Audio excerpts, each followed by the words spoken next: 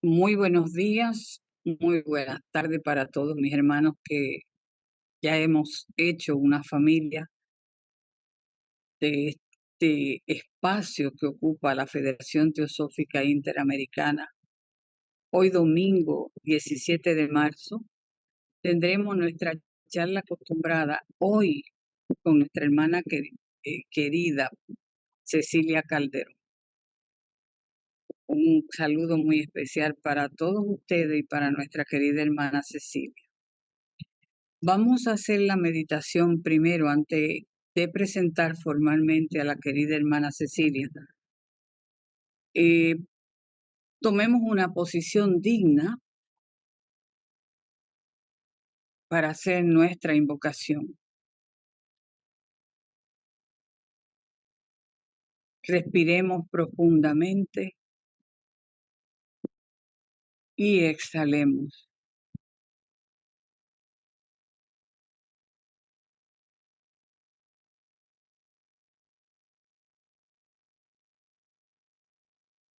Y desde ese punto de amor de nuestro corazón, repitan mentalmente conmigo las palabras que voy a decir verbalmente. Oh vida oculta que vibras en cada átomo.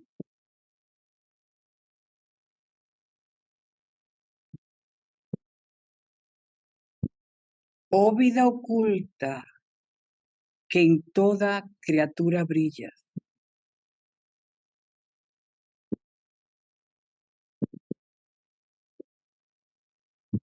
Oh amor oculto que todo lo abarcas en la unidad.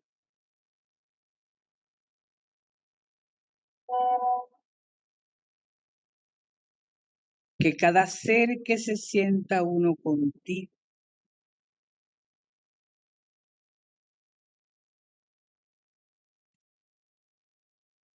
sepa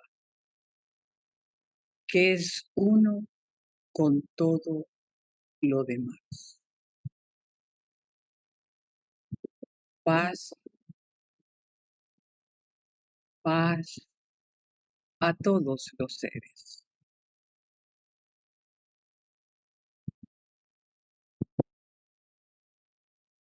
Gracias por estar ahí y en este momento vamos a hacer la presentación formal de la hermana Cecilia. Hoy nuestra hermana nos trae un tema sumamente interesante, los escándalos y el autoconocimiento. ¿Quién es la hermana Cecilia Calderón? Es muy conocida por todos nosotros. Fue secretaria de la Federación Teosófica Interamericana en estos 3 años de trabajo. La hermana se retira porque pasó a un compromiso sumamente fuerte, que es ser la agente presidencial de la Sociedad Teosófica en Costa Rica.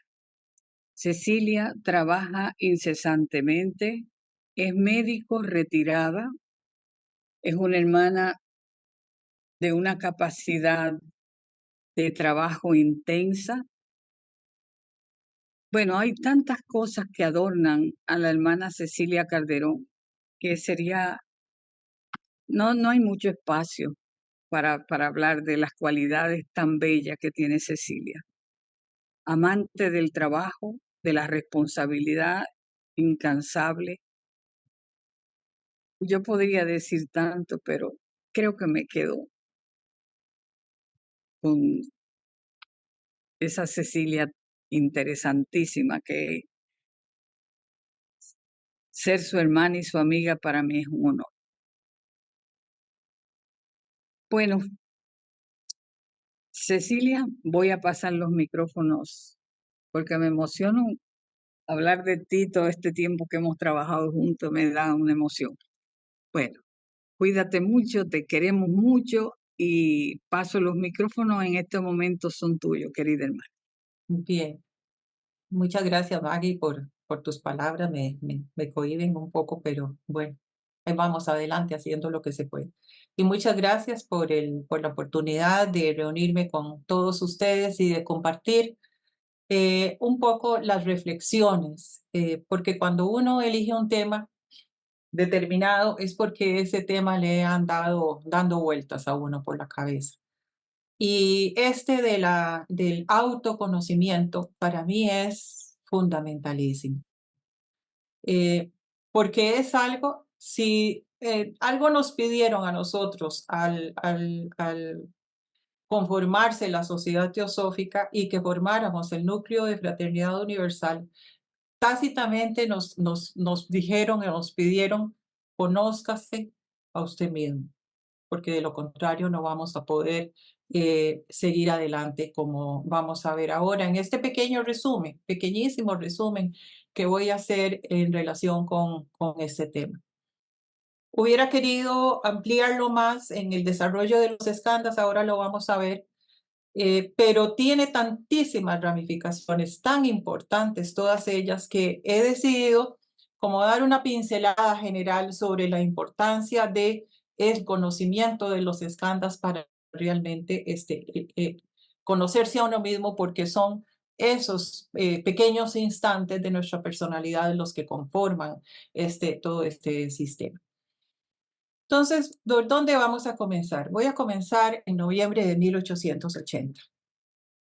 Todos sabemos que en esa época, los miembros de la Sociedad Teosófica sabemos que en esa época empieza a desarrollarse una magnífica, una bellísima correspondencia entre dos afortunados ingleses, que yo a veces me pongo a pensar, si yo hubiera tenido esa oportunidad, posiblemente me hubiera pasado la de ellos por ignorancia, ¿verdad? Que no la aprovecharon lo suficiente porque sencillamente eran tan humanos como lo somos nosotros.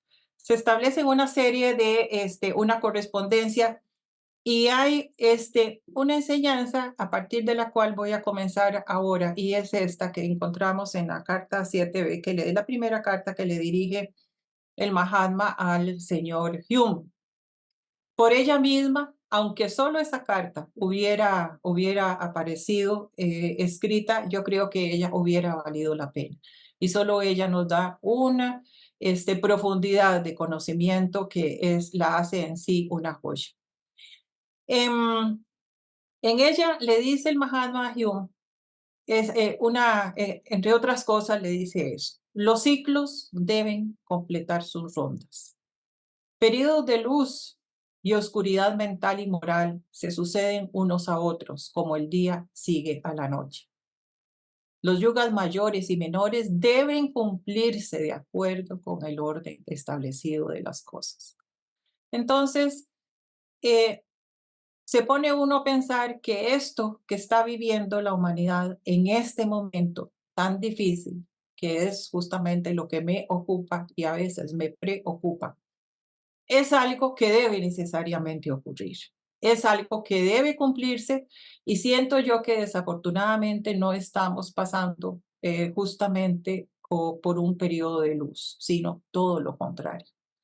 Porque cuando yo me pongo a analizar y veo lo que ocurre en mi patria, y de repente converso con alguno de ustedes o veo noticias y tal, yo veo que eso se extiende a todos los países de Latinoamérica y ni que se diga lo que está ocurriendo también en otros países de Europa.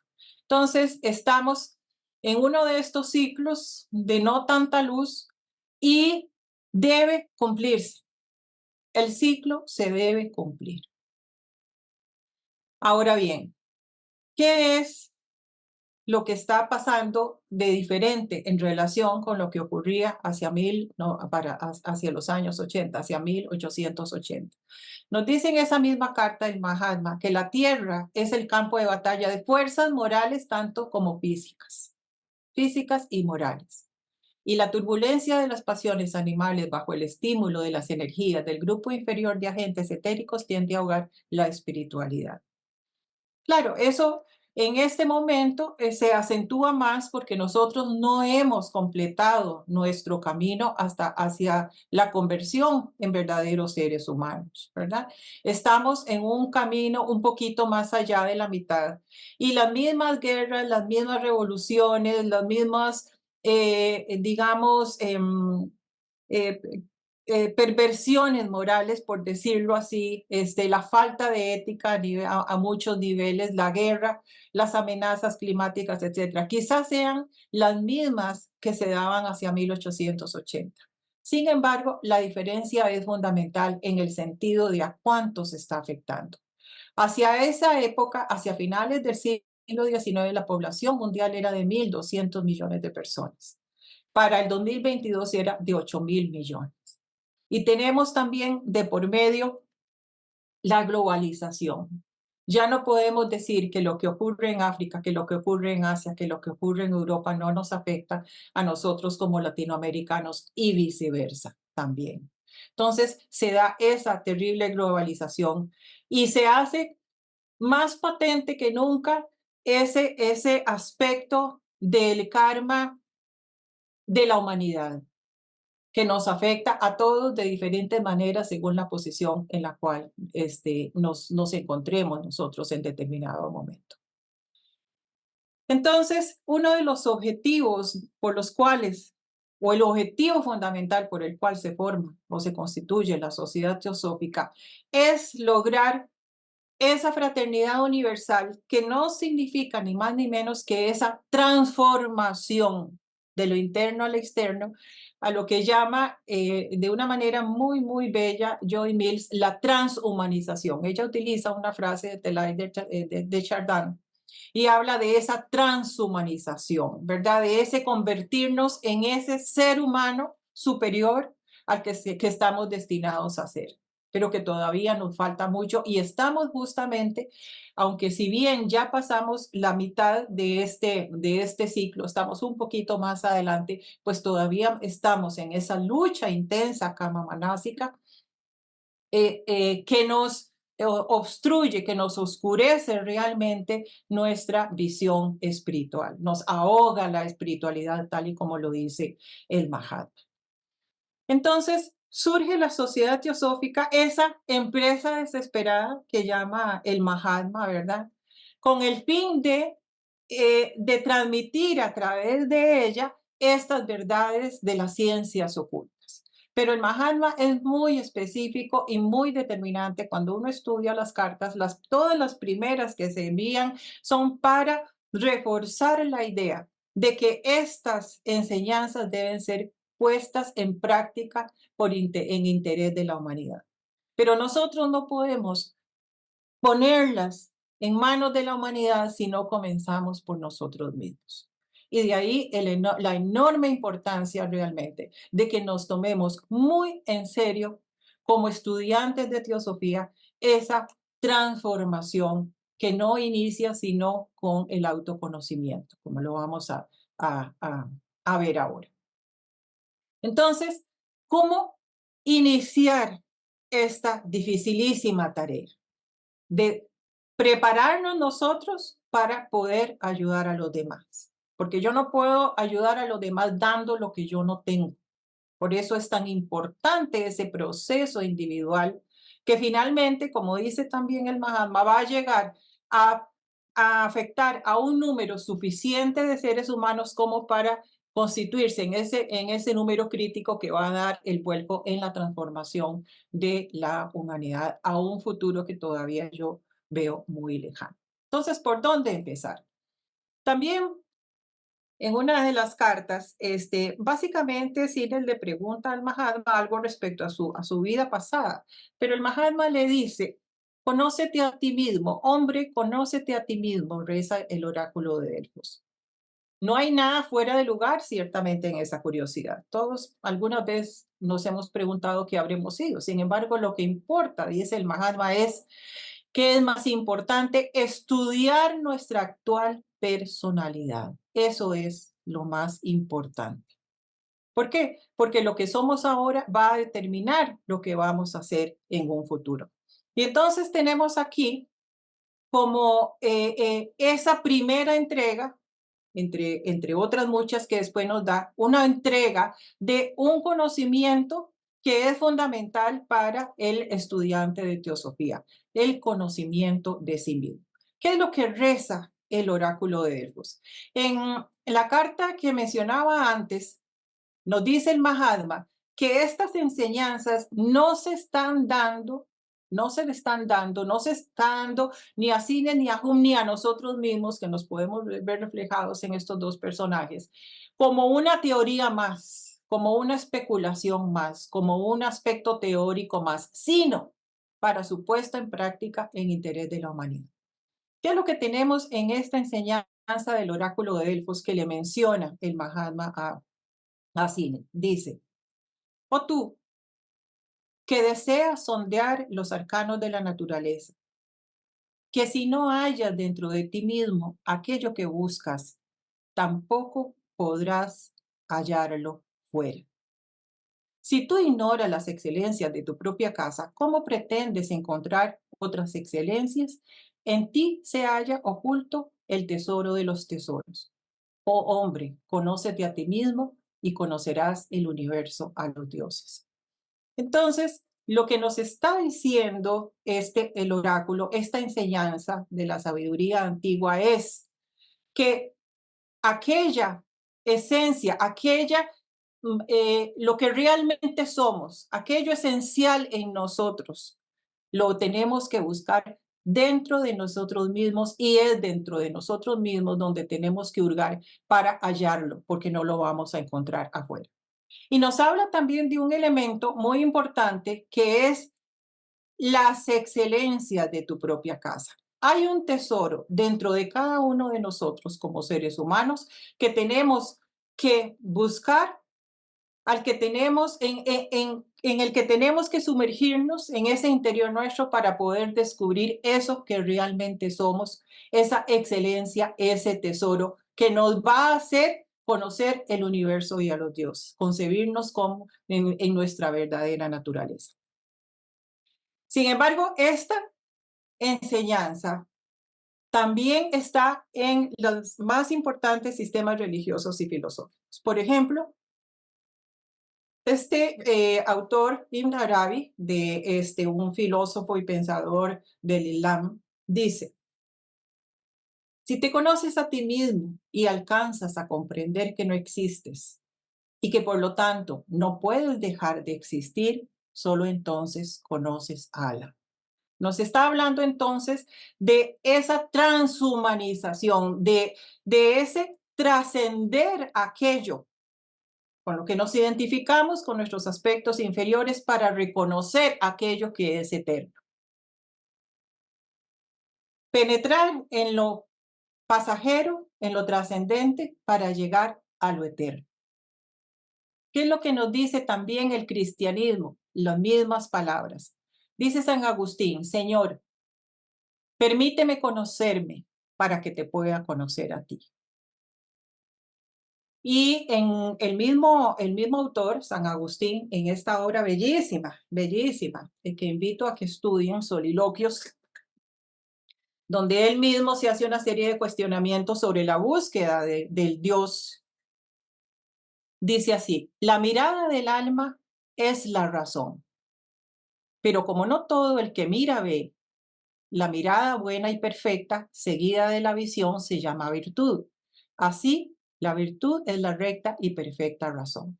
Esta frase es muy importante porque la vamos a ver también en el budismo. Recordemos que el primer paso en el noble óctuple sendero es la recta visión, y la vamos a ver también en el hinduismo, específicamente en el Katha Upanishad, que es el ejemplo que les traigo.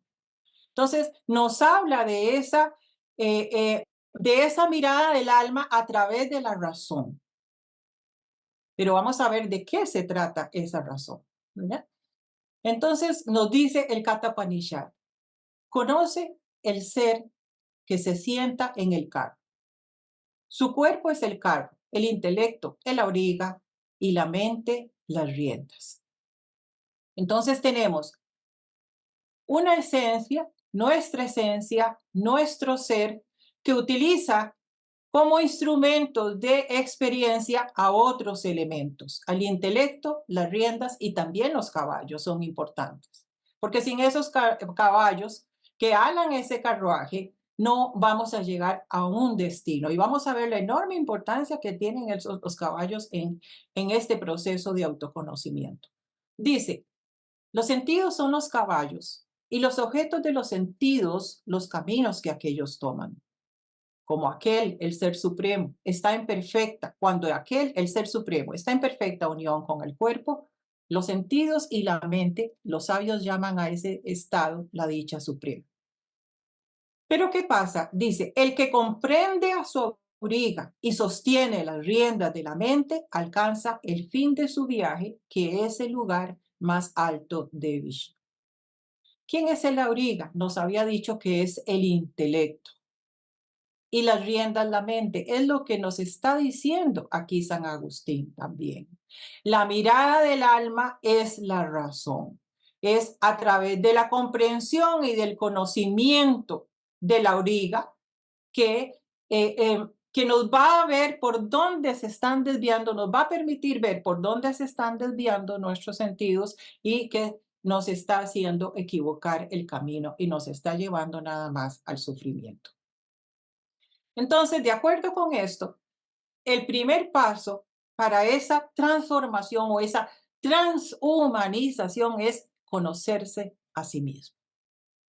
Hombre, conócete a ti mismo, reza el oráculo de Delfos. ¿No sería acaso más adecuado estudiar nuestra actual personalidad? Entonces, conocerse a sí mismo es conocer en primera instancia, el primer paso es conocer la personalidad, comprender a la auriga. Antes de intentar saber algo de lo que hay atrás. No hay manera, y eso es lo que nos están diciendo todas las religiones. Conocerse a uno mismo para llegar a conocer lo que realmente somos, lo eterno, lo duradero, Dios o como quiera que le llamemos. Bien, entonces, en un pequeño escrito tan pequeño que se los quise traer y pegar tal y como, Blavatsky habla sobre qué es lo que debemos hacer para autoconocernos. Ese primer paso de conocerse a sí mismo. Fíjense que este pequeñísimo artículo sale en el número 2 del volumen primero de Lucifer, es decir, el segundo número. Y es un pequeño párrafo nada más de unas cuantas líneas allí en el texto de la revista. ¿Qué es lo que nos dice este texto? La primera parte, esta de acá, esta, nos dice, la primera condición para obtener el autoconocimiento es ser profundamente consciente de la propia ignorancia. Sentir con cada fibra del corazón que uno está incesantemente engañado. Entonces, requiere realmente de un convencimiento interno y yo creo que esto solamente puede llegar a través realmente de muchas vidas, de muchas experiencias de sufrimiento, es decir, en un alma que haya llegado a ser lo suficientemente vieja, por decirlo así como nosotros decimos, almas viejas, para que haya comprendido la futilidad de los apegos, de los rechazos, de las aversiones, para realmente empezar a sentir ese movimiento interno que lo lleva a realmente estar convencido profundamente de que está siendo autoengañado. Y vamos a ver de qué se trata ese autoengaño. Pero tiene que ser algo, vean la forma que lo pone Blavatsky, algo que realmente nazca de lo más profundo del corazón. Profundamente consciente de la propia ignorancia, sentir con cada fibra del corazón que me he estado viniendo engañando a lo largo de muchas vidas, de muchas encarnaciones. Una convicción que sale del alma. Por eso dice San Agustín que la mirada tiene que salir del alma. Porque si no sale del alma esa primera intención, entonces ya estamos haciendo, no vamos a ser persistentes y consistentes en nuestros esfuerzos. Bien. Yo pienso que aquí es justamente la parte en la que posiblemente hemos estado flaqueando, en el sentido de que realmente quizá hay una intención, pero de ilusión, de verlo como una perspectiva quizá lejana, no hemos pasado. Nos dice William George en este pequeño párrafo, y esto va muy directamente para nosotros, miembros de la Sociedad Teosófica. La hermandad universal es algo real, la reconozcamos o no. Se ha profesado, pero no se ha practicado. Siempre hemos pretendido que hemos tenido la hermandad universal. Tuvimos la teoría, pero no la práctica. Somos expertos en aspectos teóricos, pero no en la práctica. Entonces, ¿no notáis que algo hace falta? Es una doctrina noble, la única de la sociedad teosófica, la única que pedimos a todo ser humano convenir. Sí, es la única, pero es la más difícil. Nosotros tenemos que ser muy conscientes de que cuando levantamos la mano y decimos sí, nos hacemos miembros de la sociedad teosófica, aceptamos una enorme responsabilidad que al principio uno en su ilusión y en su entusiasmo no se da cuenta de la profundidad de esa promesa. Por lo tanto, dice George, ¿dónde está el problema? ¿Por qué muchas personas dicen que es noble pero que simplemente es imposible? La razón por la cual dicha doctrina no ha prevalecido en la práctica es porque ha sido negada en el corazón. Nos ha faltado esto que nos dice Blavatsky. Nos ha faltado sentir con cada fibra del corazón que efectivamente yo quiero cambiar.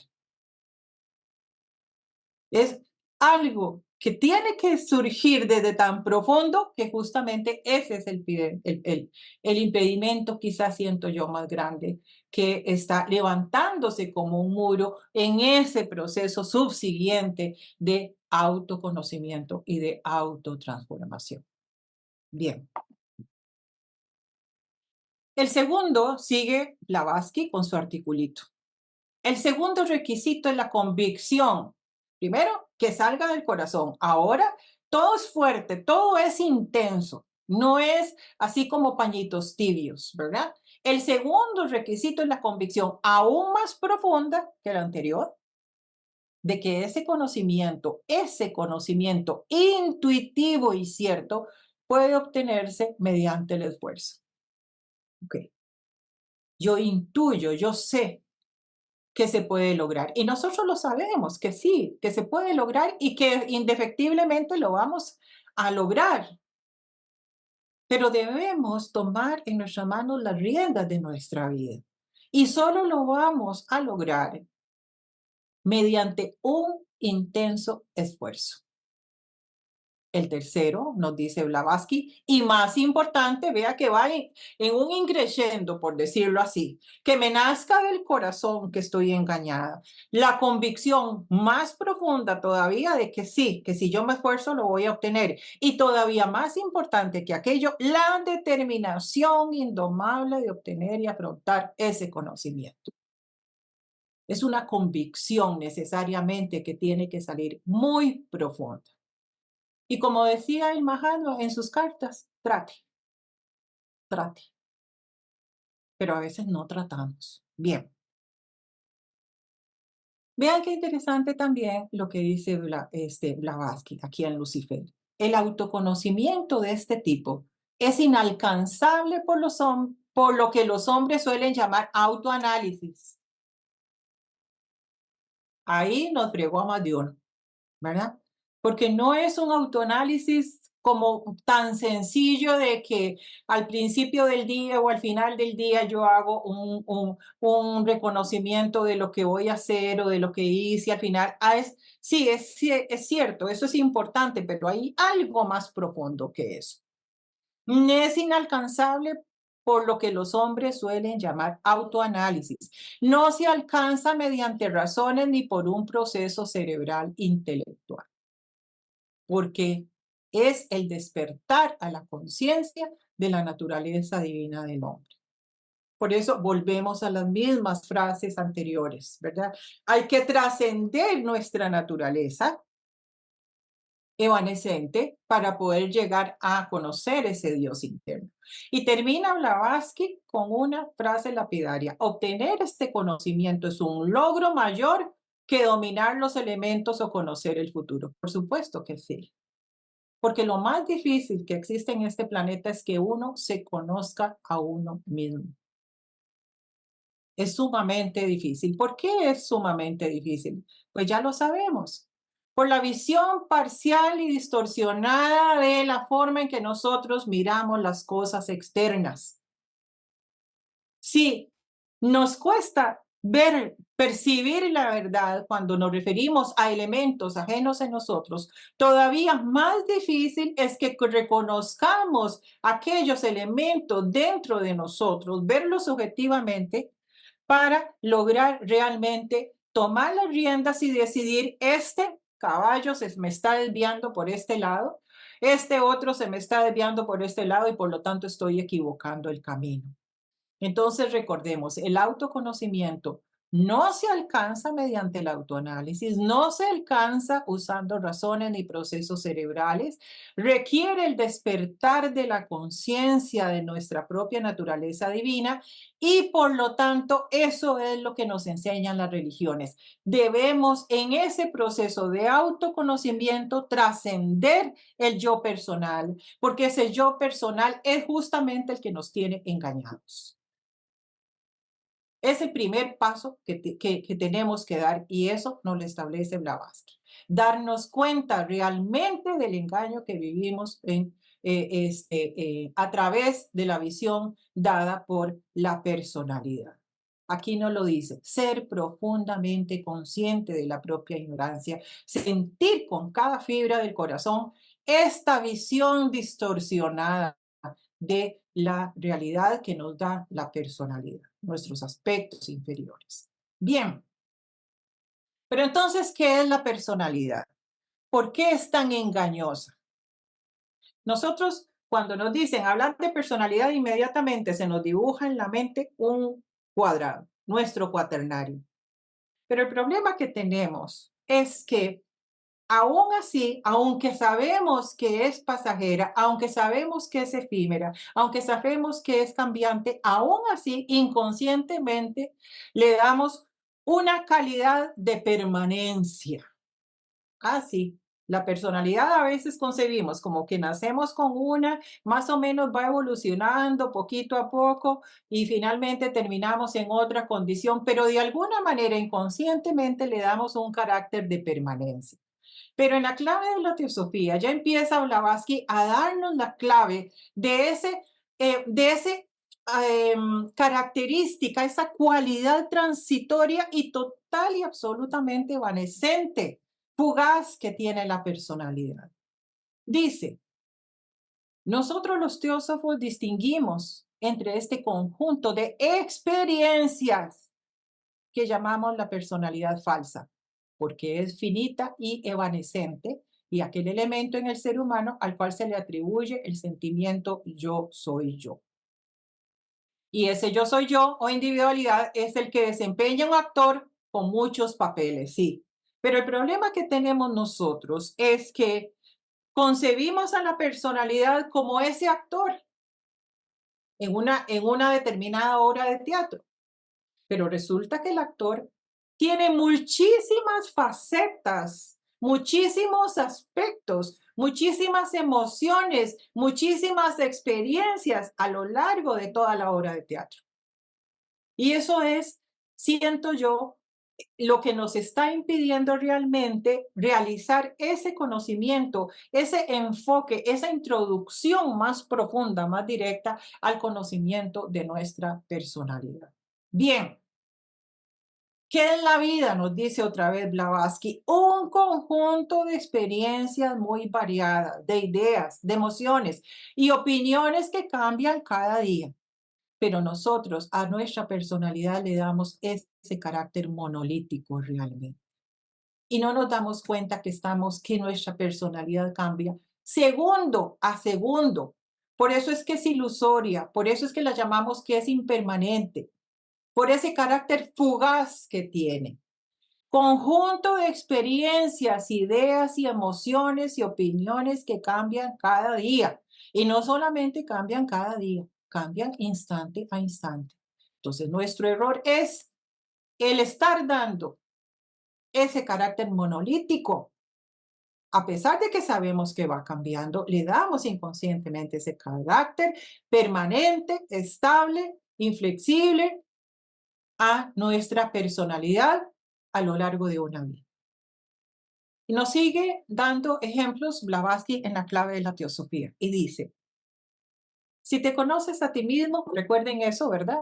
Alcanzas a comprender que no existe. Nos dice entonces Blavatsky, nos da como ejemplo una imagen muy bella que es la de la aurora boreal.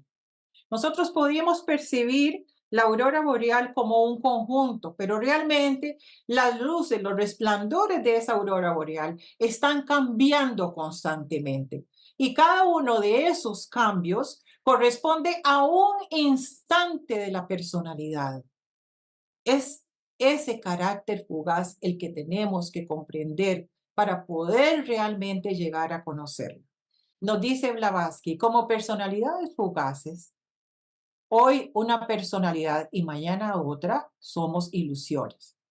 ¿Acaso llamaría a los resplandores repentinos de la aurora boreal, las luces del norte, una realidad a pesar de que sean reales mientras las observa? Ciertamente no. La causa que las produjo sí es permanente y eterna, es la única realidad, mientras que el efecto es una simple ilusión fugaz. Bien. Entonces, ¿cómo llegar? ¿Cuál es el paso que sigue? ¿Cómo llegar a conocer lo eterno? Si estamos teniendo ese carácter tan fugaz, tan transitorio en lo que respecta a nuestra personalidad, ¿cómo llegar a trascenderlo, que es lo que nos dicen las religiones, para poder llegar a conocer aquello que es eterno en nosotros, a ese ser, a esa esencia que somos realmente nosotros, a ese Dios interno? ¿Cómo llegar a conocerlo? También en este sentido nos lo da, entre otros, yo simplemente he elegido algunos por aquí y por allá, nos lo da también el Katha Upanishad y nos dice, vean qué interesante, aquello mediante lo cual conocemos las formas, el gusto, el olor, los sonidos y el tacto de todo lo hermoso, de igual modo nos permite conocer lo que existe en nuestro interior. Esto es lo que tú me has preguntado. Qué interesante, porque aquello que nos permite conocer las formas, el gusto, el olor, los sonidos, el tacto y lo hermoso son los sentidos, ¿verdad? Y nos decía el mismo Katha Upanishad que tenemos que comprender a la auriga y aprender a sostener las riendas de la mente. Entonces tenemos que llevar a través de la mente a observar y a comprender a la auriga para determinar por qué se está desviando o cuáles son los caminos que está recorriendo, cómo se comportan esos caballos que nos están desviando del encuentro de nosotros mismos con nuestra realidad. Pero no es sino a través de los sentidos. Ese es el primer paso. Y esto nos lo dice también la luz en el sendero y nos lo dice también la voz del silencio. Nos están diciendo volcar los sentidos externos para observar lo interno. Es lo que nos dice San Agustín, utilizar la razón para que la que vea sea el alma. Entonces nos dice Luz en el Sendero, estudia la sensación y obsérvala, porque únicamente así puedes empezar la ciencia del propio conocimiento y colocar el pie en el primer peldaño de la escala. Este es el primer paso. Estudiar la sensación, la información que nos está llegando a través de los sentidos, ¿verdad? Es lo que nos está diciendo aquí. La información que nos está llegando a través de los sentidos. Aquí está por primera vez el auriga observando qué es lo que están haciendo esos caballos. Aquí se trata entonces de descubrir lo evanescente, lo pasajero, lo transitorio. ¿Para qué? Para llegar a lo eterno que lo presenta la voz del silencio. Aquel que ha percibido aquello que no tiene sonido, que no tiene tacto, que no tiene forma, decadencia ni gusto, que es eterno y no tiene olor, principio ni fin, que está más allá de lo supremo y es inmutable, este está libre de las fauces de la muerte. Entonces vemos aquí en estos dos ese proceso de trascendencia de lo evanescente, de lo personal a lo eterno e impersonal. Por eso es que en estas religiones, en las religiones importantes se nos dice, conózcase usted mismo para conocer a Dios. Es esa transferencia de ir paulatinamente en un proceso sucesivo de reconocimientos donde paso de la observación y de la percepción de lo que veo yo con mis sentidos, la parte evanescente, e irlos llevando paulatinamente en un proceso de elevación de la conciencia hasta que llegue a percibir aquello que ya no tiene sonido, que ya no tiene forma, ni tacto, ni gusto, ni nada. Es entonces ese encuentro con nuestra verdadera esencia. Y así nos lo dicen entonces, si te conoces a ti mismo y alcanzas a comprender que no existe, porque nos vamos a dar cuenta de que esto es evanescente y que por lo tanto no puedes dejar de existir porque siempre va a estar aquel que observa aquellos cambios, aquellas modificaciones de la mente, solo entonces conoces a Alá. Señor, permíteme conocerme para que te pueda conocer a ti, dice San Agustín. Bien, ¿cómo hacer entonces? ¿Cómo hacer ese o cómo utilizar entonces nuestros sentidos externos para realizar ese proceso de autoconocimiento? Entonces volvemos nuevamente a la personalidad. ¿Qué es lo que nos había dicho Blavatsky en la clave de la teosofía? Que la personalidad no es ni más ni menos que simplemente un conjunto de experiencias.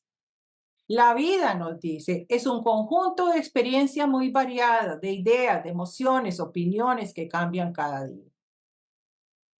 Eso es exactamente lo mismo de lo que habla de el Sutra de la Atención y del Diamante en el budismo, que nos dice, la vida impulsada por el karma se desliza instante a instante. Esa es la clave. Son innumerables los momentos, pensamientos. No hay un ego, sino muchos egos provisionales. Y eso es lo que nos está diciendo Blavatsky. Y el mejor ejemplo de eso que somos y que de instante a instante lo dan los emoticones. Vámonos a explorar uno a uno los emoticones que hemos ido poniendo en las redes sociales, en los WhatsApp, y veamos que ellos reflejan, pintan, proyectan un instante de nuestra experiencia cotidiana. Y en un momento dado podemos estar así y en un momento podemos estar así y asombrados y en otro momento aquí y en otro momento irritados, en un momento alegres, en un momento tristes, en un momento envidiosos, en un momento encolerizados, en un momento burulones. Esa es nuestra personalidad que cambia de instante a instante. En cada uno de estos momentos vibra de diferente manera. Siente de diferente manera. Los pensamientos que transcurren a través de ese cerebro son diferentes. La actividad kamamanásica es absolutamente diferente. Así de efímera, de provisional, de transitoria es nuestra personalidad. Por lo tanto, como dice Blavatsky, un simple autoanálisis una vez al día no nos va a permitir conocernos en la profundidad que tenemos que conocernos para realmente tomar las riendas y realizar un cambio. Bien, entonces, si así de efímeros somos, ¿cuál de esas personalidades vamos a tomar para estudiarlas? ¿Cuál es el paso que sigue? Vamos a tomar la triste, la enojada, la criticona, la envidiosa, la irritable. ¿Cuál de ellas? ¿Cómo vamos a elegir esa personalidad? Entonces, aquí nos introducimos en el tema de los skandhas. Bien, ¿qué son los skandhas? Los atributos de la personalidad, nos dicen las enseñanzas. El conjunto o agregado de atributos, tendencias, cualidades que hacen de cada individuo la personalidad que es. Pero esa personalidad es tremendamente cambiante. Esa personalidad que es en el momento en el que surge esa personalidad. No con esa visión monolítica, no con esa visión permanente que yo por lo menos la tengo y tengo que trabajar en esa forma mental, porque es totalmente cambiante. Es el conjunto de cualidades materiales, emocionales, psíquicas, mentales y morales del individuo en un momento determinado. Todo lo que constituye su bagaje psicofísico en un momento determinado. Nacemos con ello, sí. Nacemos con determinadas tendencias, pero inmediatamente que empiezan a formarse las uniones cerebrales, el niño, recordemos que nace con un cerebro que no tiene sinapsis todavía, ¿verdad? Y empieza a formarlas conforme a la experiencia, conforme a experiencias que pueden ser positivas o pueden ser negativas. Y en ese instante, prácticamente desde el momento en que nace, ya empieza a generar nuevos escándalos, de acuerdo con los estímulos que en primera instancia genera la madre en él. Entonces, tenemos que quitarnos esa idea monolítica, esa idea de estabilidad de nuestra personalidad, ¿verdad? Y vean lo que nos dicen las enseñanzas. Los skandhas, dice en la clave de la teosofía, durante esta vida están en constante cambio. Eso ya lo sabemos. Pero ¿qué tan rápidamente puede darse ese cambio? Nos lo dice también en la clave de la teosofía. Los escándalos materiales, porque sabemos que hay escándalos espirituales, ¿verdad? Pero en este momento estamos hablando de los materiales. Los escándalos materiales, los que engendran los efectos kármicos más intensos, de ahí la enorme importancia de observarlos, son tan pasajeros como un relámpago, instantáneos. Y nos dicen los Mahatmas, ni el hombre, ni el animal, ni la planta son nunca los mismos durante 2 días seguidos, ni siquiera durante 2 minutos. A veces nosotros pensamos que se trata solo de nuestro cuerpo físico. Sí, ya yo sé que mi cuerpo físico al terminar el día va a estar más viejo, muchas células habrán muerto, etcétera, etcétera. Pero no, estamos cambiando de instante a instante, ni siquiera durante 2 minutos. Lo que dura un relámpago, nos dice Blavatsky. Entonces, esa es la personalidad que tenemos que estudiar. Entonces, el estándar corresponde a los atributos de una personalidad finita, evanescente, instantánea, como una chispa, aquella que surge como una chispa en un momento determinado. Ahí se van a proyectar realmente nuestros escándalos. Forman, nos dicen las enseñanzas, una personalidad circunstancial, provisional. ¿Provisional en relación con qué? En relación con un evento que está ocurriendo en determinado momento. Por eso se dice en el budismo que depende de causas y los eventos que ocurren en nuestra vida dependen de causas y de condiciones. Entonces, vean lo variable que es nuestra personalidad de instante a instante. Y esto es un monolito destruyéndose, explotando ya esa concepción de personalidad estable o relativamente estable tiene que desaparecer. Si es que realmente queremos conocernos a nosotros mismos, si es que realmente queremos llegar verdaderamente a ese autoconocimiento. Bien, entonces, Los escándalos mismos traen dentro de su definición ese carácter transitorio y el momento en que deben ser estudiados. Barborca en el Plan Divino nos habla sobre el significado de los escándalos. Nos dice, uno podría acuñar la palabra elevadores, lift usa él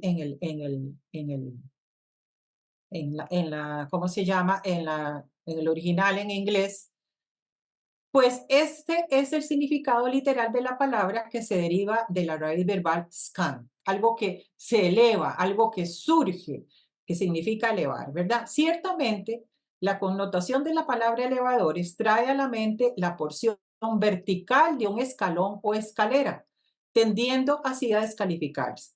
Incluso un elevador también significa uno que se levanta, como cuando una persona se levanta en la mañana cuando despierta.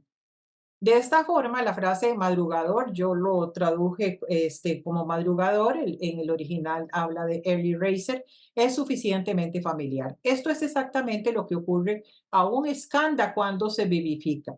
Los escandas se levantan para formar una nueva personalidad, son vivificados por el nacimiento de un niño.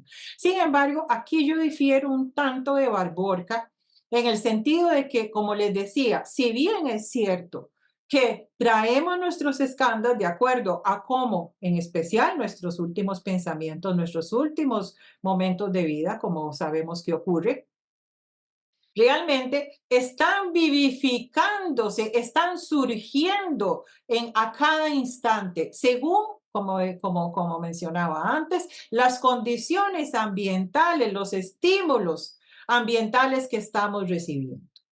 Entonces, realmente podríamos ver como aquello que surge, que se levanta en un momento determinado. ¿Y cuándo es que surge o se levantan los escándalos? ¿Cuándo es que nosotros actuamos? No cuando estamos meditando, ahí estamos hermosamente tranquilos. No cuando estamos solitos.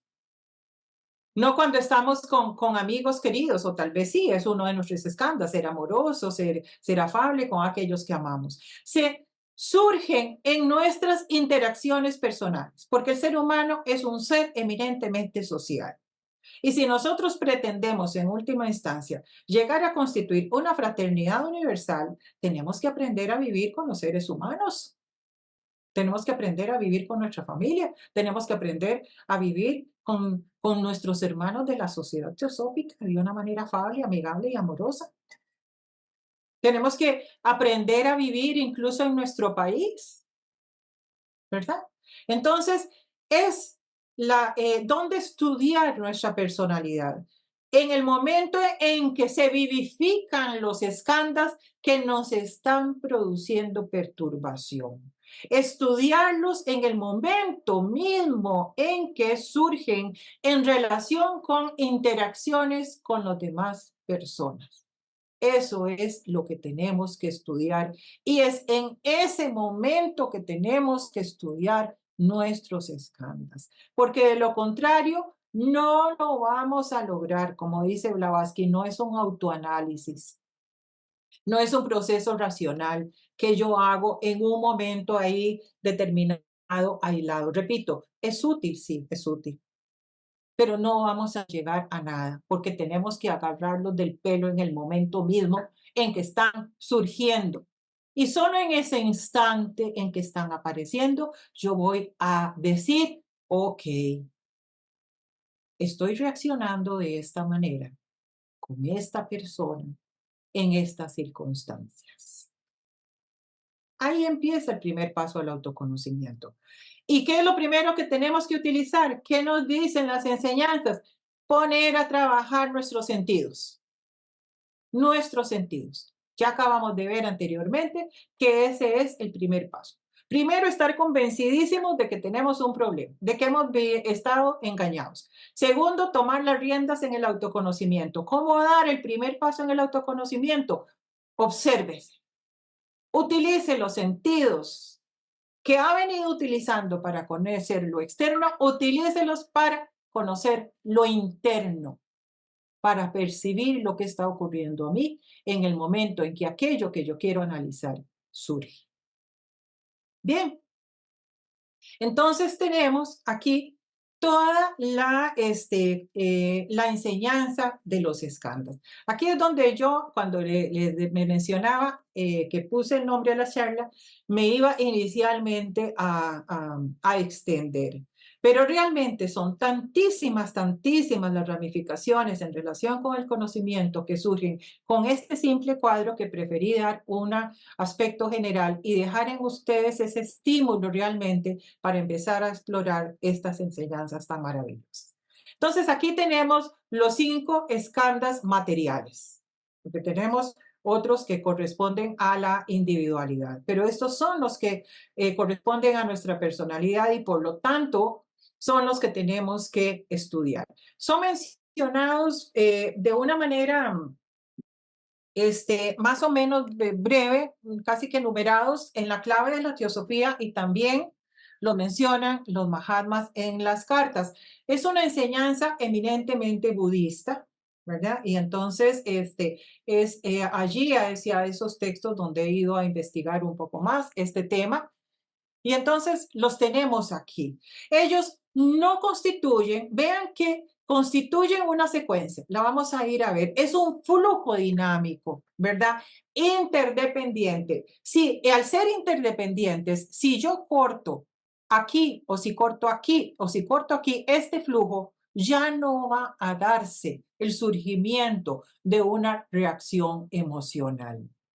Son, como dice en el budismo, son momentos pensamiento. Por eso es que de alguna manera también se nos dificulta esa observación. ¿Por qué? Porque si tenemos una emoción que nos está arrasando en un momento determinado, pues entonces ¿dónde va a estar nuestra mente? Sumergida en esa emoción. ¿Por qué? Simplemente porque Kama utiliza amanas de vehículo. Por eso es que nos dice el Katapanishad que hay que enseñarle a ese auriga a sostener las riendas de la mente, ¿verdad? Y el primer paso es observar con los sentidos. Entonces tenemos el primero de ellos, vamos a ponerlo así, porque de alguna manera esto se mantiene de una forma secuencial, nacimiento tras nacimiento también, hasta que rompemos esa cadena de causación. Entonces tenemos la forma. Son aquellos atributos materiales que conforman el Stula Sarira y el Inca Sarira, es decir, el cuerpo físico y su doble. Aquí están dentro de la rupa o forma nuestros sentidos. Las características, las calidades de nuestros sentidos, entonces, forman parte de esto, ¿verdad? Y por eso es que pueden surgir limitaciones en cada renacimiento en relación con esto. Puede haber discapacidades o algún tipo de limitación en este sentido. Bueno, a través de los sentidos, ¿qué es lo que vamos a tener? Segundo paso, segundo skanda, vedana o las sensaciones. Sentidos a través de los cuales percibimos. ¿Qué es lo que percibimos? Simplemente percibimos cosas que nos gustan, que no nos gustan o que nos son indiferentes. Las sensaciones entonces pueden ser agradables, desagradables o neutras. Se reciben obviamente a través de los sentidos y por supuesto que la mente está procesando esa información, ¿verdad? Pero aquí nada más está ese aspecto de aceptación, de no aceptación o neutral.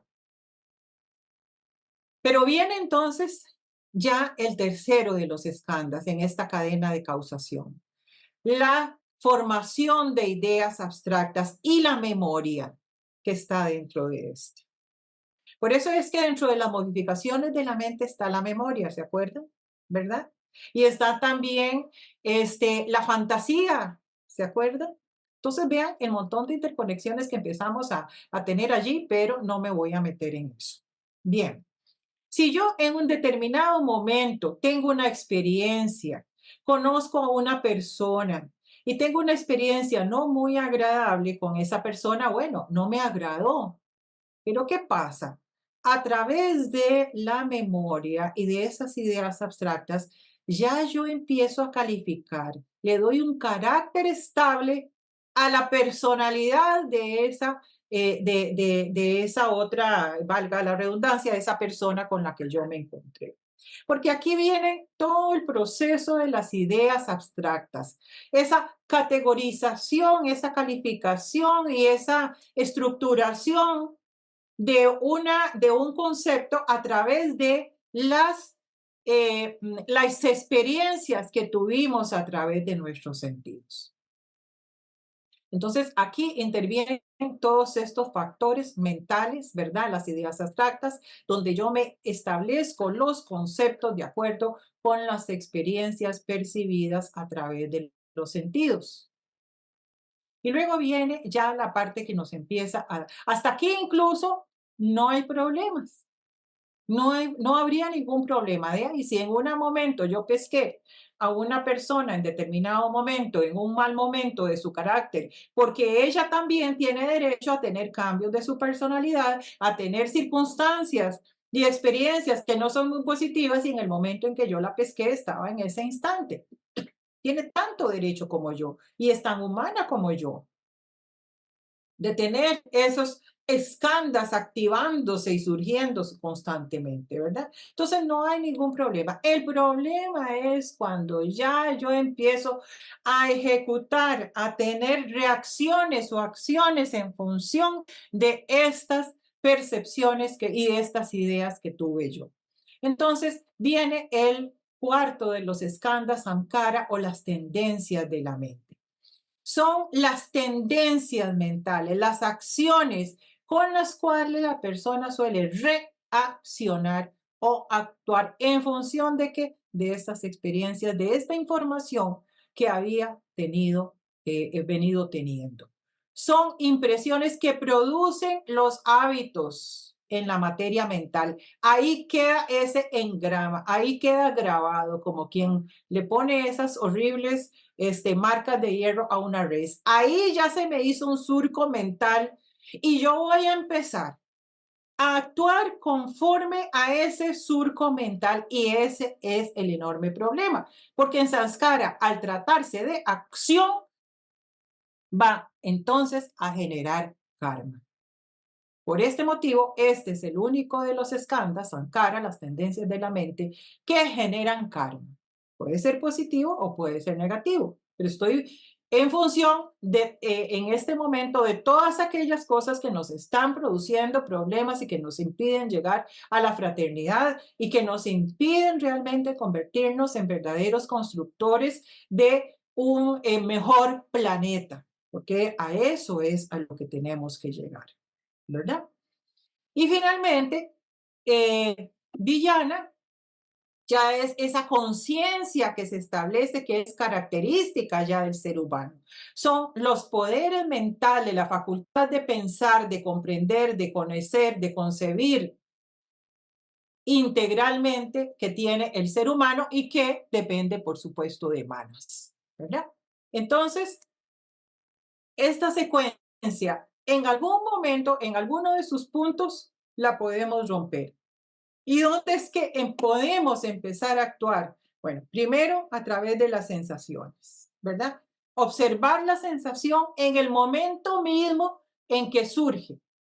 Si yo estoy con determinada persona y esa persona, ya yo me hice ese engrama mental de que esta persona es así, bueno, lo primero que tengo que hacer es observarme en ese instante. ¿Qué sensaciones estoy teniendo? ¿Cómo está mi cuerpo físico? ¿Cómo está? ¿A dónde está el malestar instaurado? Y eso se puede hacer si uno se acostumbra a realizar una práctica, primero solito, y es muy fácil. Es muy, muy, muy fácil hacerlo. Siéntese en su cama en la noche y recuerde un momento desagradable. La mente es poderosa y usted empieza a sentir todas las cosas horripilantes que sintió antes en el momento en que lo estaba viviendo. Si usted lo practica o si uno lo practica de manera consuetudinaria, fácilmente puede llegar a percibir esas mismas sensaciones en el momento en que están surgiendo, pero se necesita práctica. Por eso dice Blavatsky, uno tiene que estar convencido de que esto me está produciendo mal y estoy totalmente certero de que si yo practico lo voy a lograr y estoy totalmente certero de que sí, de que lo voy a empezar a hacer. Tiene que existir esa convicción y ese propósito por encima de todo para llegar a resolver este flujo dinámico y romperlo en un momento. Entonces, después de observar las sensaciones, esa puede ser una primera práctica. Por supuesto que si yo estoy arrasada por el colerón que me llevé por una situación determinada, porque no me logré dominar, es decir, los caballos se me desbocaron, pues entonces empezar con cositas más livianas, con cositas más pequeñas, ¿verdad? No me voy a ir a tratar de conocerme a mí misma en el momento en que hay un torbellino. Estoy hecho un torbellino, mis escandas están como un volcán. Entonces empezar a hacer pequeñas prácticas. Primero, analizando, observando las sensaciones, qué es lo que nos está diciendo, luz en el sendero, para ir paulatinamente realizando ese proceso de elevación de los sentidos. ¿Y cómo los voy a ir elevando? Muy interesante. Pasando acá, pasando a este tercer escándalo. Aquí voy a empezar a observar las sensaciones, pero aquí voy a empezar a observar los pensamientos detrás de esas sensaciones. Ya es un segundo paso más avanzado. Comenzar con esta pequeña práctica primero, observación de las sensaciones. Y luego, en un segundo momento, que eso sí, lo pudimos hacer a posteriori, ¿cuáles fueron las ideas, los pensamientos que surgieron en mí para haber desarrollado estas sensaciones? Fíjense que es como esta es la secuencia que sigue. Bueno, hay que empezar a echar para atrás. Es como echar para atrás en ese proceso de observarnos a nosotros mismos para llegar a comprendernos. ¿Qué pensamientos surgieron en mí? Puede ser que los pesquemos y los logremos para ir acá, pero puede ser que desgraciadamente nos desboquemos y hayamos reaccionado ante una situación determinada. Bueno, con muchísima más razón tenemos que empezar a elucidar ya. ¿Cómo fue que reaccioné? ¿Por qué reaccioné de esa manera? ¿Qué pensamientos me cruzaron para llegar a tener ¿cómo se llama? Este tipo de percepciones, que incluso si las analizamos a posteriori, quizá todavía esas sensaciones estén ahí. Y es muy importante esto en el sentido de que podemos descubrir por qué nos estamos enfermando en el órgano que tenemos enfermo. ¿Por qué padecemos del estómago? ¿Por qué tenemos colitis? ¿Por qué tenemos dolores de cabeza? ¿Por qué tenemos problemas cardíacos? ¿Por qué tenemos palpitaciones? ¿Por qué estoy viviendo unas crisis terribles de ansiedad? ¿Verdad? Entonces, ese es el verdadero entonces proceso de autoconocimiento. Conocernos en el instante mismo en que el escándalo surge. Observar lo que surge en el momento que surge y finalmente nos vamos a convertir en los grandes observadores de nosotros mismos con la práctica. Con la práctica. Vamos a comprender el auriga para ver por dónde se estaban desviando los caballos, ¿verdad? Y vamos a enseñarle con la práctica y realizando todo este proceso, conforme se va avanzando, vamos a aprender a manejar las riendas. Vamos a entrenar a ese auriga para que sepa conducir adecuadamente a esos caballos por el camino que lo va a liberar del sufrimiento, que le va a permitir transformarse y que le va a permitir ser un mejor ser humano y estar en mejor disposición para ayudar a los demás. Bien, entonces, ¿cuál es el proceso? Percibo, siento, recuerdo, actúo. Percibo, siento, recuerdo, actúo. Y esa es finalmente la conciencia final. ¿Y qué es el resultado? Vamos a tener una estructura manásica. Estamos construyendo ese antakarana. ¿Para qué?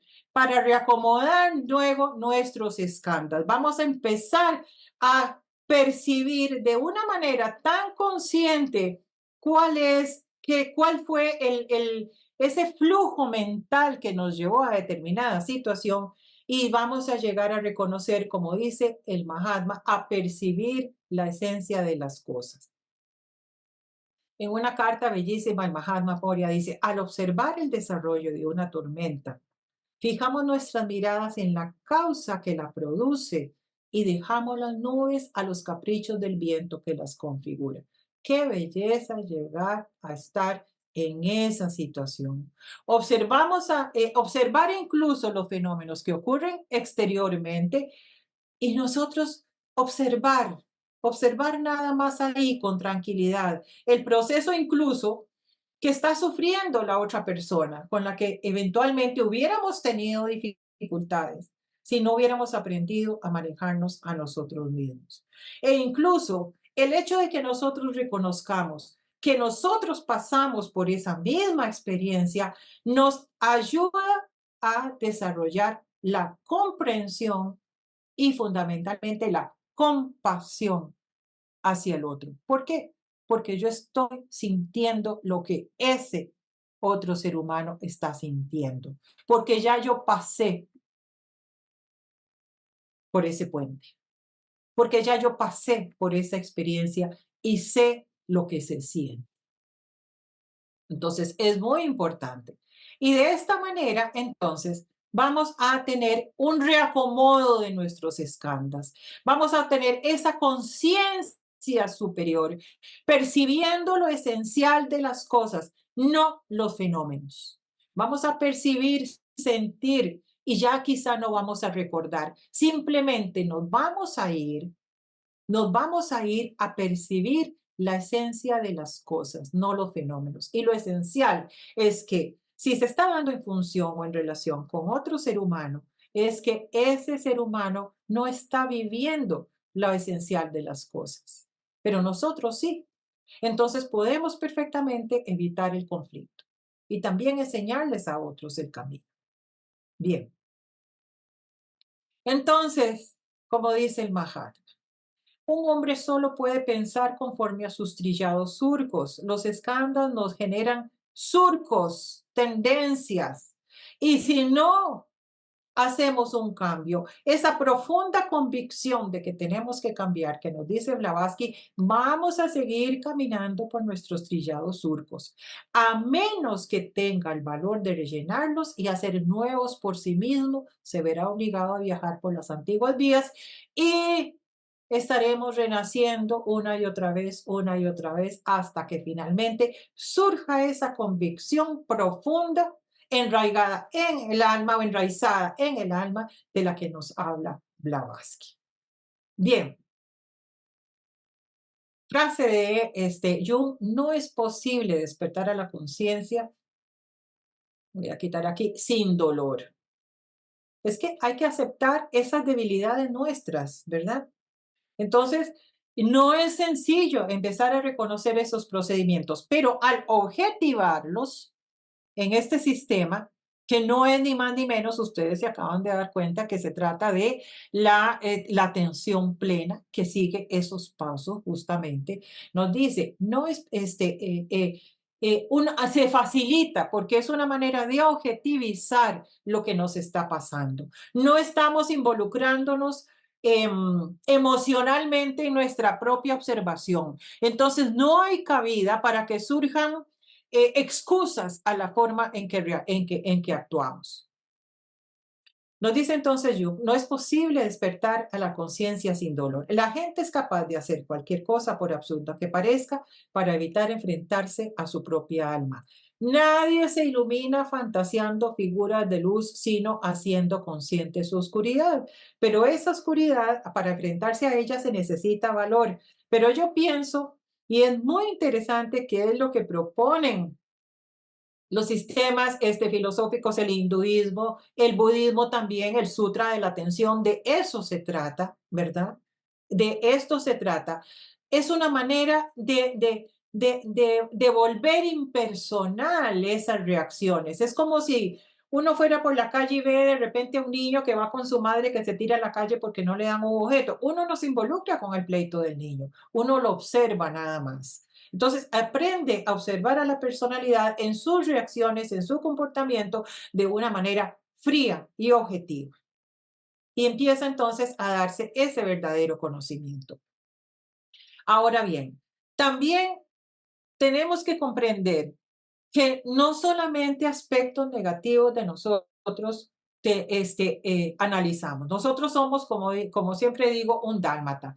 Manchitas blancas o manchitas negras en un fondo blanco. Tenemos también que aprender a conocer nuestras cualidades, nuestras capacidades, nuestras excelencias, como nos dice el oráculo de Delfos. Si tú ignoras las excelencias de tu propia casa, ¿cómo pretendes encontrar otras excelencias? Entonces, no es solamente observarnos en los momentos en que estamos en situaciones conflictivas, aunque eso es muy importante, tenemos que superar. Todos somos absolutamente diferentes. Nosotros tenemos que conocer a profundidad el terreno en que vamos a plantar la semilla de la fraternidad. Hay suelos pedregosos, hay suelos arenosos, hay suelos fangosos, pantanosos, boscosos y hay suelos fértiles. Bueno, tenemos que conocer las capacidades de nuestros suelos, sí, pero también sus cualidades, porque fíjense que se puede sembrar en el pantano, se puede sembrar en terrenos áridos. Y si hacemos algún trabajo importante donde no hay nada, quizá surja algo. Y para mejor ejemplo, lo que ocurre en, ¿cómo se llama? En el Medio Oriente, que han convertido desiertos en tierras fértiles. Entonces, también tenemos que aprender a estudiar lo positivo en nosotros. ¿Y por qué estudiar nuestros estándares, digamos, más elevados? Porque son justamente nuestras capacidades o aquellas cualidades que en este mismo momento podemos reforzar para ponerlas al servicio de la humanidad. Entonces, tenemos que orientarnos a esos dos aspectos e incluso practicar, observarnos a nosotros mismos en un instante, en un momento en que surja ese escándalo de la fraternidad, de la comprensión, de la no existencia de barreras entre el yo y el otro y ver cómo se siente, qué se siente. Y de repente vamos a querer mantenernos en ese estado. Entonces, es importante también realizar este proceso de autoconocimiento también en circunstancias donde no necesariamente está dándose los aspectos negativos en nosotros. ¿Qué es entonces? ¿Cuál va a ser el fruto de este autoconocimiento? Esa fraternidad, que para mí significa la eliminación de las barreras entre el yo y el otro, aquello que yo concibo como yo y aquello que concibo como otro, donde hay una conexión sin barreras. ¿Y cómo lo vamos a lograr? Como nos dice la tercera proposición fundamental, solo la vamos a poder lograr con nuestros propios medios, con nuestro propio esfuerzo, evaluando las condiciones del terreno, conociendo las condiciones del terreno y empezando a generar una serie de procesos para que finalmente logremos cultivar o logremos recoger más bien la cosecha de la fraternidad tan difícil de obtener. Bien, y lograremos entonces estas maravillosas, digamos, descripciones de lo que para el Mahatma es la fraternidad. Nos dice que es la fraternidad universal una asociación de afinidades, no igualdades. No es que se busque que todos seamos iguales, sino afinidades de fuerzas y polaridades magnéticas, vibraciones, potentes pero distintas. Qué monótona sería una sinfonía si solamente se tocara una nota de un solo instrumento. Esa no es la melodía del universo. La melodía del universo es multisonante, es variada, miles de vibraciones, miles de colores, de sonidos, de vibraciones. Eso es lo que compone el universo, pero todas están consonantes, todas se orientan hacia un determinado fin de evolución. Concentradas alrededor de una idea dominante, dice, para conseguir resultados satisfactorios en las ciencias ocultas. Lo que uno no puede conseguir por sí mismo, muchos unidos lo lograrán. Y nos dice también, la disonancia es la armonía del universo. La disonancia es la armonía del universo. A veces las disonancias nos suenan como curiosas, pero eso es lo que de repente nos hace poner atención a algo diferente que está ocurriendo. Y entonces nos dice, en la sociedad teosófica, cada parte, como en las gloriosas fugas del inmortal Mozart, incesantemente, estas disonancias se persiguen unas a otras en una discordancia armónica, armónica. Disonancia, porque son distintas, vibran diferentes, sus polaridades son diferentes, pero el objetivo es común. Y lo importante es aprender a escuchar la música que está tocando el otro, para ver en el momento en que yo me uno para enriquecer esa sinfonía. Es la aceptación de que al otro le tocó tocar el violín y a mí me tocó la flauta y al otro le tocó el piano y que cada uno de nosotros va a tener que entrar en un momento diferente, con una melodía muy propia que va a enriquecer a esa armonía del universo. Para unirse, dice finalmente el Mahatma, en el umbral de la meta perseguida, en un armonioso todo, la nota clave de la naturaleza. Porque al fin y al cabo, lo que estamos intentando es seguir las leyes de la naturaleza, que son múltiples melodías en una sola nota melodía armoniosa. Bien, entonces, tenemos que recordar, como dice John Mills, que lo dice de una manera maravillosa, vivir la teosofía, liberarla de los cuadernos, los libros de texto, diagramas, conferencias, imágenes, presentaciones de PowerPoint, todo eso que hice hoy. Vean, hay que liberar a la teosofía de eso. Sí, es importante para conversar, pero no podemos quedarnos en el molde intelectual. La mente es necesaria, pero solo cuando se ha infundido con el espíritu vivo. Entonces traerá al mundo el mensaje vital de una verdad viviente. Y el primer paso que tenemos que hacer es ese proceso de mirarnos primero a nosotros mismos para ver luego cómo podemos ayudar a los demás. Obtener este conocimiento, dice Blavatsky, es un logro mayor que dominar los elementos o conocer el futuro. Es algo que no es fácil. En esa pequeña descripción que ella hace, no es fácil lograrlo.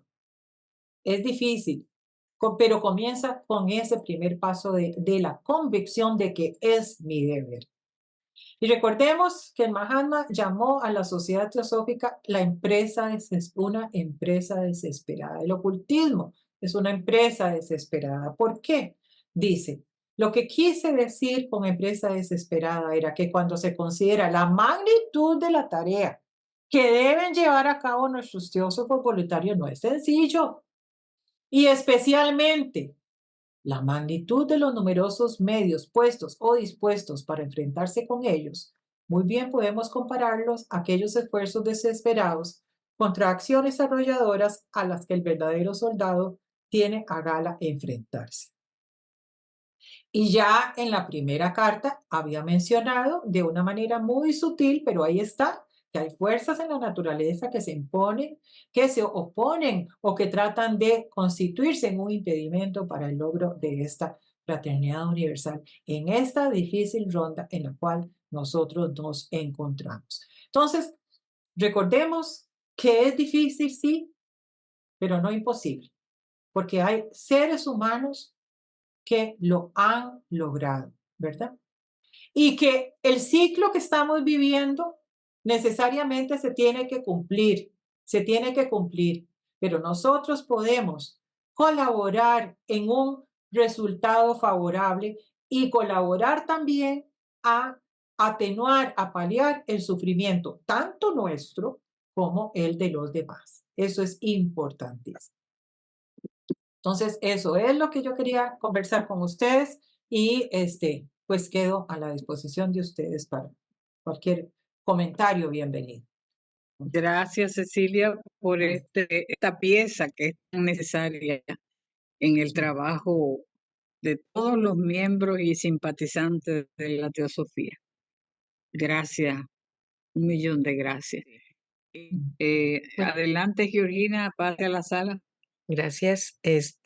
Pues, querida hermana Cecilia, es la verdad un tema que yo no me imaginé que iba a tener todo este contenido tan exquisito, tan rico, porque englobaste un cúmulo de conocimientos, como es las facultades del ser humano en relación con los sentidos.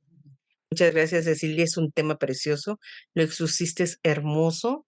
Y bueno, hoy aprendí otras cosas de otras corrientes, ¿verdad? Filosóficas, vamos a decirle así, de cómo también enfocan este conócete a ti mismo. Muchas gracias. Y gracias a todos. qué bueno, Georgina, que te haya ayudado. Bien, me alegro. Perdón. Hola, ¿cómo están? Adelante, ¿Bien? Richard. ¿Me escuchan bien? Sí, te escucho. Adelante, Richard. Oye, Mm. Cecilia, me has impresionado con la charla, fantástica. Realmente se nota elevados sentimientos de vibración tuyos y comprenderte, bueno, nos, nos ubica en una posición Ujú. de claridad. Ah, sí, los sentidos, lamentablemente, al penetrar en esta naturaleza y en el centro energético de los elementales, estos sentidos tienen sus limitaciones, ¿no? Eh, bueno, pero tenemos que acostumbrarnos a esta realidad y para eso necesitamos de Maya, que es el apoyo inicial para conocernos en esta dimensión, ¿no? Y después de Maya, ella nos va entregando, ¿no?, hacia una nueva evolución que es la intuición, ¿no?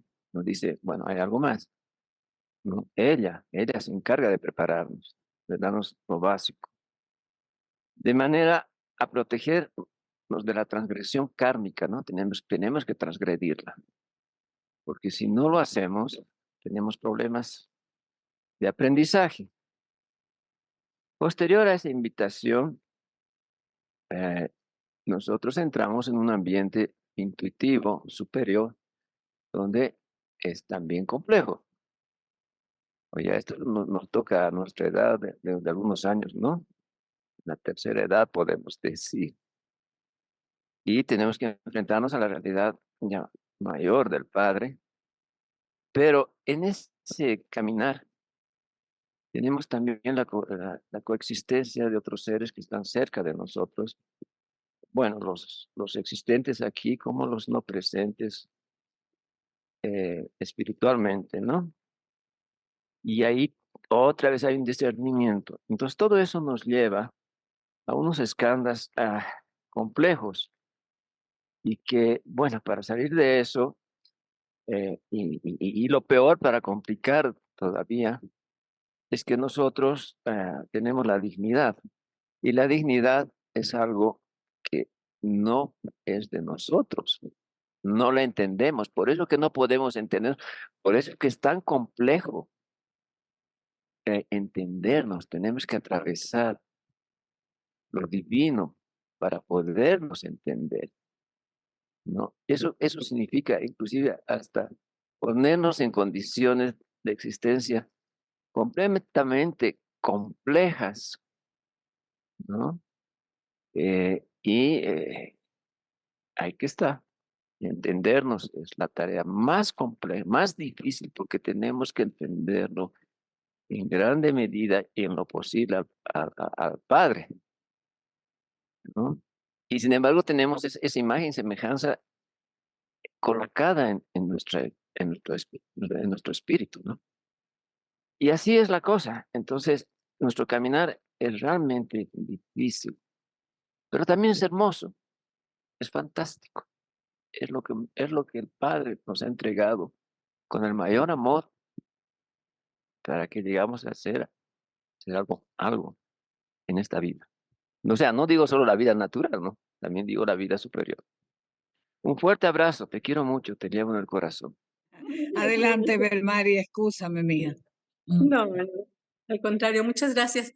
Pues yo antes que nada quiero manifestarle todo mi amor porque la tengo en mi corazón a partir de la pequeña vivencia que tuve con usted y junto con eso agradecerle estas hermosas palabras que nos ha dado porque justamente hoy en la mañana reflexionaba sobre este asunto de la fraternidad a partir de una de esas cartas últimas que Blavatsky leyó o en su defecto mandó a las convenciones en las logias de Norteamérica, ¿no? Donde hablan tanto de esto y donde justamente ahora sus palabras me hacen mucho más eco, ¿no? La importancia de este autoconocimiento para desarrollar la hermandad de la que Blavatsky nos habla todo el tiempo. Muchas gracias, queridísima hermana Cecilia. Con Un muchísimo abrazo. gusto, Bermari.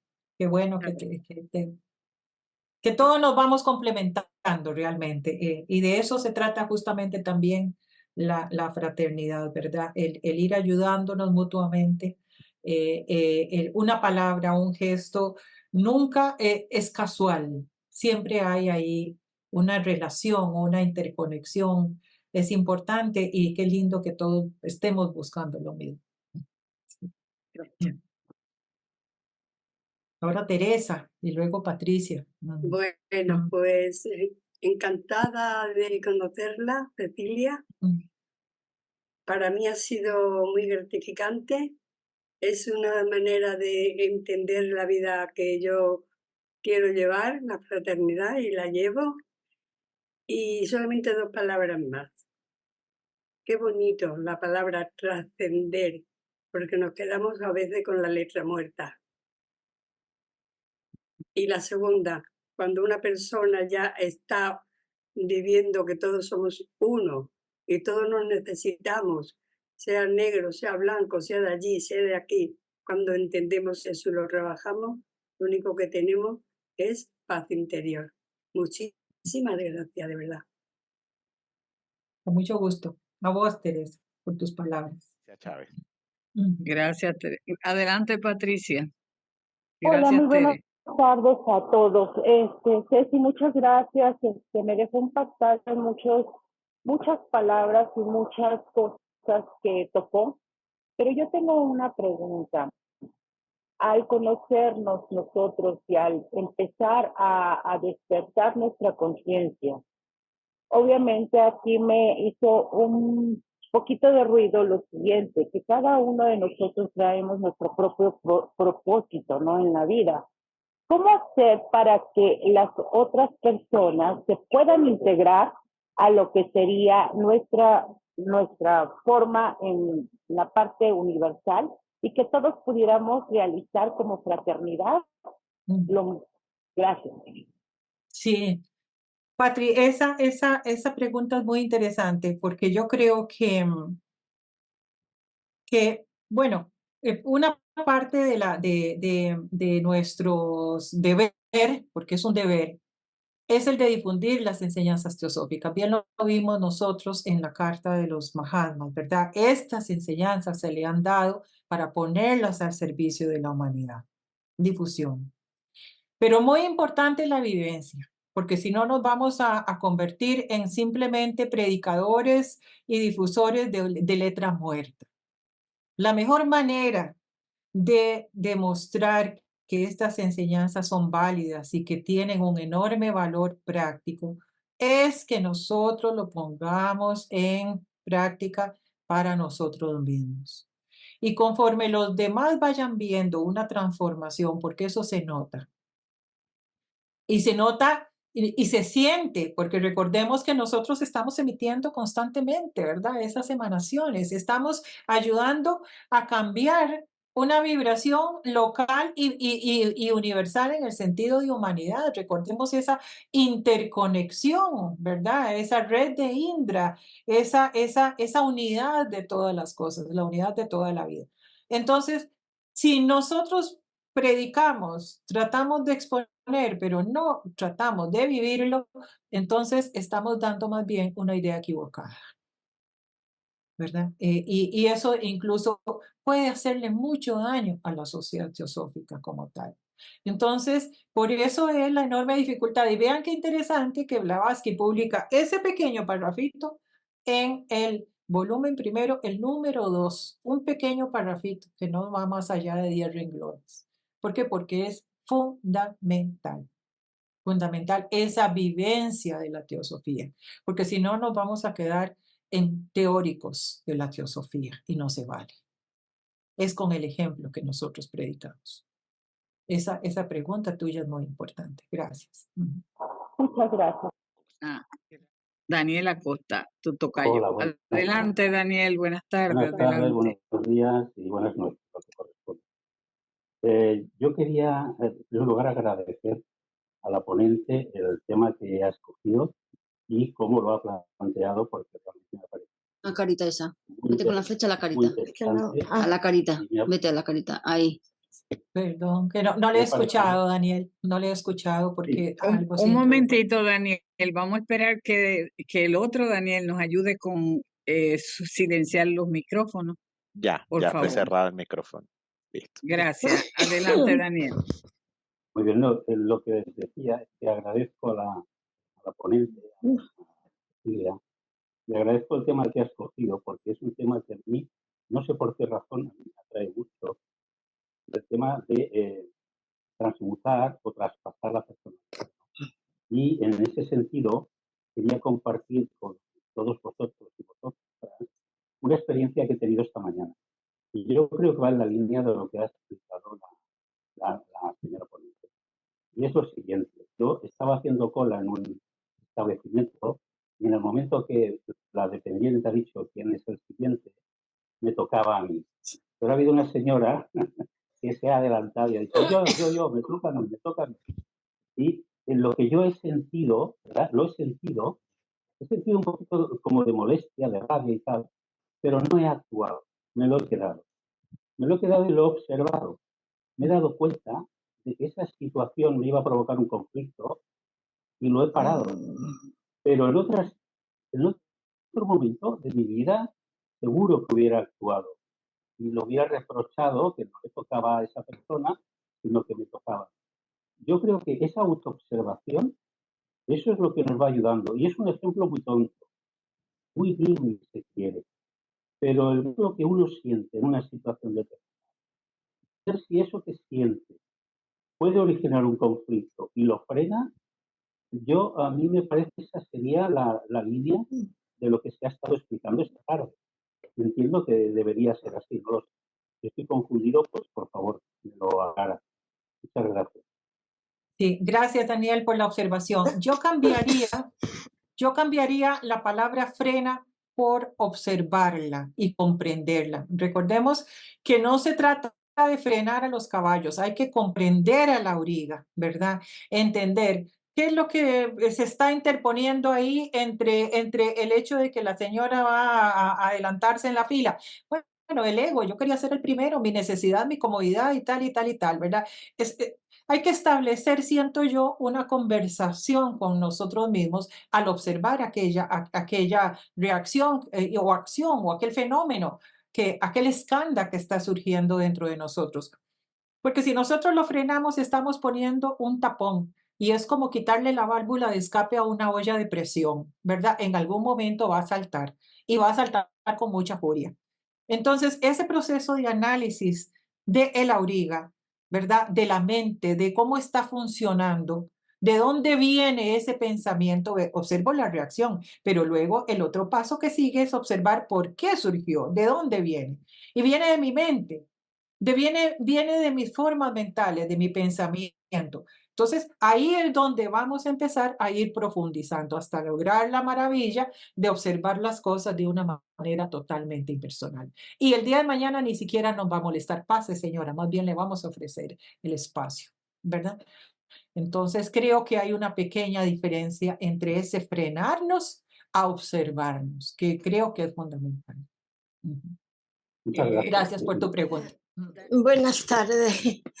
Hay algo que me está rondando por la cabeza que me pasó ayer. Yo ayer con mi hija fuimos al parque a sacar al perro y al lado del banco donde estábamos sentadas con dos amigas vinieron dos chicos y uno estaba enfermo.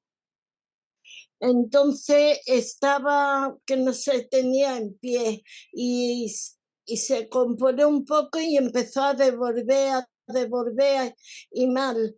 Y entonces yo le dije, digo, oye, voy ahí a ver. No, no vaya, me dijeron las amigas, las conocidas, no, no vaya. Dice que seguro que está borracho. Digo, me da igual, voy y me acerqué. Y le pregunté al compañero, ¿qué le pasa? Y dice, no, que se ha dado un atracón de comida y de bebida, la ha sentado mal y está devolviendo. Y digo, ¿pero ha llamado la ambulancia? Dice, sí. Digo, está en huelga. Y dice, bueno, a ver si se le pasa. Entonces yo me volví con mi hija y las amigas y le dije, Edurne, le llevamos en el coche al hospital a ver lo que pasa. Y me dijeron las amigas, ay, no se te ocurra porque te va a manchar el coche. Lo podemos llevar a urgencia. Dice, no, porque he llamado a la mujer y la estoy esperando. Ya dije, si viene la mujer, la indicada, yo me retiro.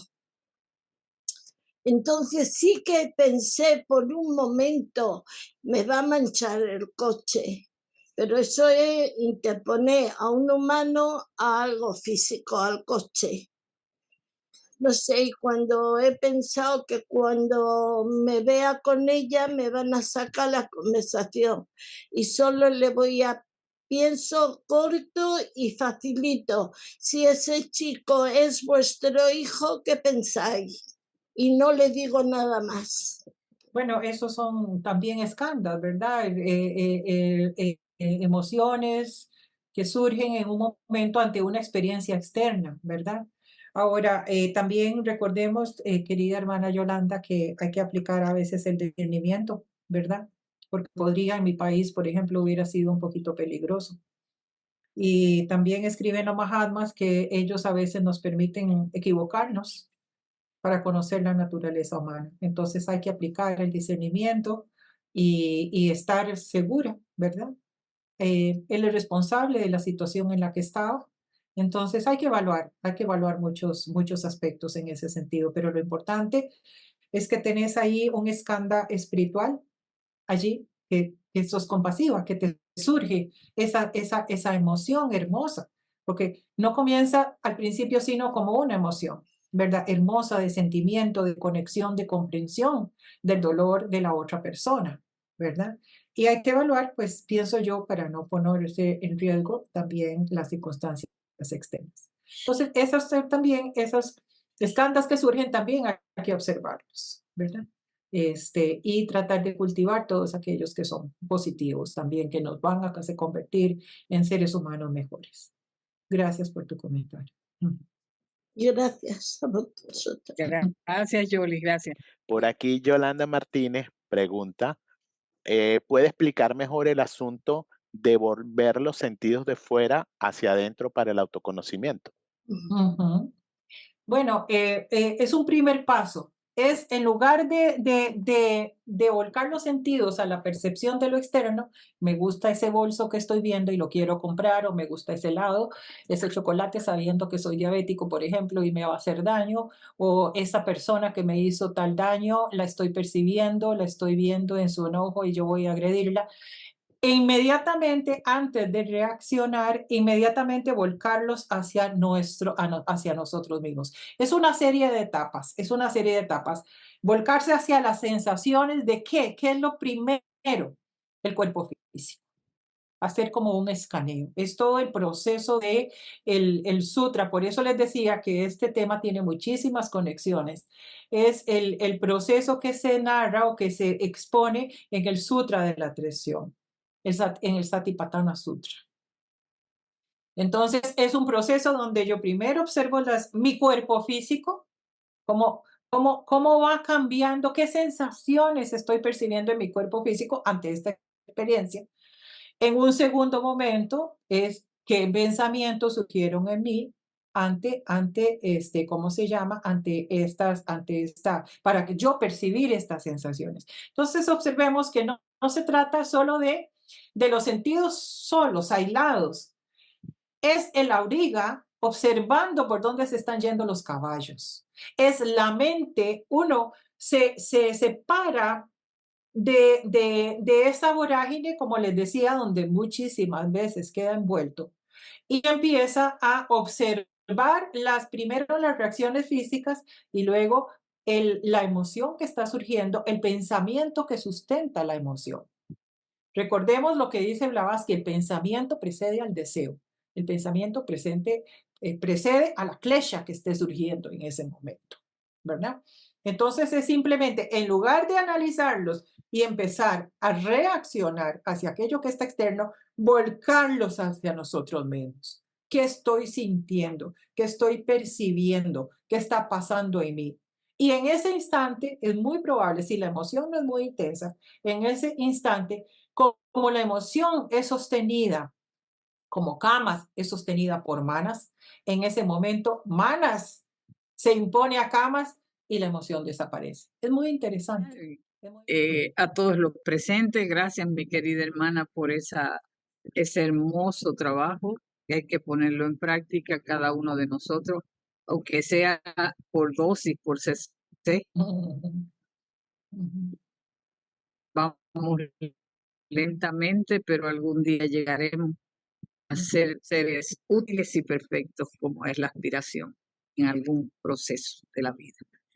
Nos despedimos y hasta el próximo domingo, que tenemos una charla interesantísima. Ya recibirán el cartel.